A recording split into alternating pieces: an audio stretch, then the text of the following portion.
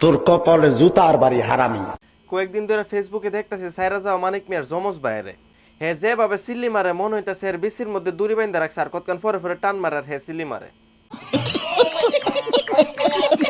ফেসবুকটার মধ্যে ঢুকলে হের ভিডিও দেখি হে দিয়ে ফাল্লা ফাল্লি করে আম্মারে ডাহে বাফেরে ডাহে চাচারে ডাহে কষ্টে বলে থাকতে পারে না বিদেশ। হে ওই খালি বিদেশ থাকতেছে আর মানুষ বিদেশ থাকতেছে না। হে বুঝাইতেছে বিদেশের মতো কষ্ট আর জীবনে কেউ করতেছে না। হে হাউন ফানা বাত ফানা তররে ফানা আর হাউনটা ফাইলে যেভাবে হাউনটা দেখা যাইতেছে কুত্তো এমন ভাবে হাইছে না হের লেগে জীবনের প্রথমে হাউনটা আইছে।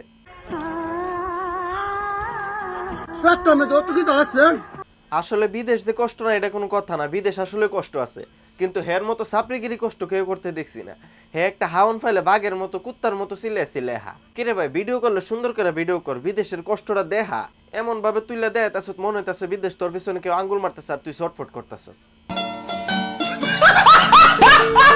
কিরে ভাই তুই দি মানিকের থেকেও বড়টা, মানিকা যা করছে তার থেকে দি 2 ডাবল তুই।